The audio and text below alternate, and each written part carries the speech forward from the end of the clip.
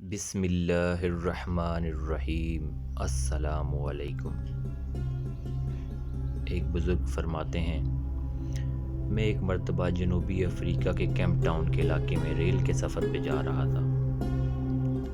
راستہ بہت ہی خوبصورت تھا اور ریل کا سفر بھی بہت ہی خوشگوار جا رہا تھا۔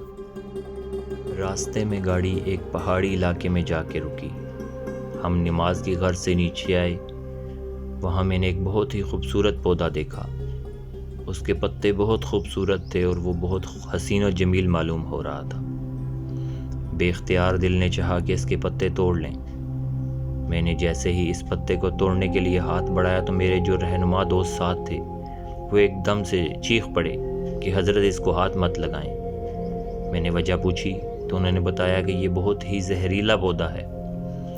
اس کے پتے دکھنے میں بہت خوشنما دکھائی دیتے ہیں، لیکن یہ اتنا زہریلا ہے کہ اس کو چھونے سے انسان کے جسم کو زہر چڑھ جاتا ہے۔ جیسے بچھو کے ڈسنے سے درد اور تکلیف محسوس ہوتی ہے، اسی طرح اس کو چھونے سے درد اور تکلیف محسوس ہوگی، لہٰذا آپ اس سے دور رہیں۔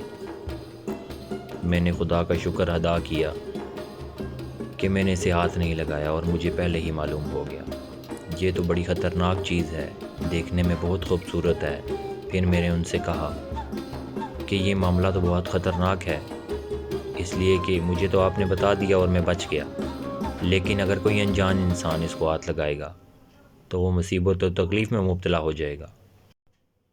تو انہوں نے مجھے ایک بہت ہی عجیب بات بتائی، وہ یہ کہ اللہ کی قدرت کا کرشمہ ہے کہ جہاں کہیں یہ زہریلا پودا ہوتا ہے، اس کے آس پاس ایک اور پودا بھی ہوتا ہے۔ اگر کوئی شخص اس زہریلے پودے کو ہاتھ لگا کے فوراً اس پودے کو ہاتھ لگا دے تو اس کا زہر ختم ہو جائے گا۔ چنانچہ انہوں نے اسی درخت کی جڑ میں وہ دوسرا پودا بھی دیکھا۔ یہ اس کا تریاک ہے۔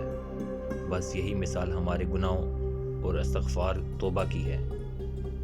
جہاں کہیں گناہ کا زہر چڑھ جائے تو فوراً توبہ استغفار کا تریاک استعمال کرو، اسی طرح اس گناہ کا زہر بھی اتر جائے گا۔